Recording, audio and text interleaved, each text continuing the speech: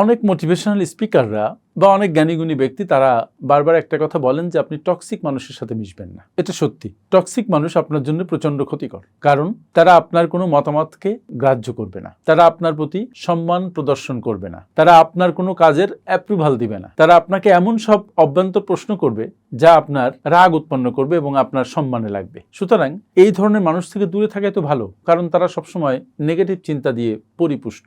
কিন্তু এখানে একটি কথা আছে, সেটা হচ্ছে যদি আপনি টক্সিক মানুষ থেকে দূরে থাকতে চান, বিশেষ করে বাংলাদেশের বর্তমান সময়ে, তাহলে দেখবেন আপনার পরিবার, আপনার অফিস, রাস্তাঘাটে টক্সিক মানুষে ভোট। যার সাথে কথা বলবেন দেখবেন সে শুধু নিরানন্দ উৎপাদন করে, সে শুধু টক্সিভিটি উৎপাদন করে, সে শুধু নেগেটিভিটি উৎপাদন করে। তাহলে উপায় কি? উপায় হচ্ছে নিজের কানকে, নিজের চোখকে এবং নিজের মুখকে নিয়ন্ত্রণ করুন, নিজে সচেতন থাকুন, এমনভাবে কথা বলেন যেন আপনার কোনো দুর্বলতা, আপনার কোনো গোপন বিষয়, আপনার কোনো স্পর্শকাতর বিষয় তার কাছে প্রকাশিত না হয়। সে প্রশ্ন করলে এমনভাবে আপনি অ্যান্সার করেন যেন সেই অ্যান্সার যুক্তিসঙ্গত হয় এবং ধৈর্য ধরে করা হয়। আপনি রাগান্বিত হয়ে অ্যান্সার করবেন না, এবং আপনি কেয়ারফুল থাকেন যে এই ভদ্রলোক টক্সিক, তার কাছ থেকে এমন কিছু শব্দ আসতে পারে যে শব্দ আপনাকে রাগান্বিত করবে। আর একটা বড় বিষয় হচ্ছে আপনার কোনো প্ল্যানের কথা তার সামনে ভুলেও বলবেন না, তার সাথে মিষ্টি ব্যবহার করুন। তাহলে দেখবেন এমনও হতে পারে যে এই টক্সিক লোকটা আপনার সুমিষ্ট ব্যবহারে একসময় আস্তে আস্তে ভালো দিকেও তো আসতে পারে। ট্রাই করতে ক্ষতি কি? Thank you.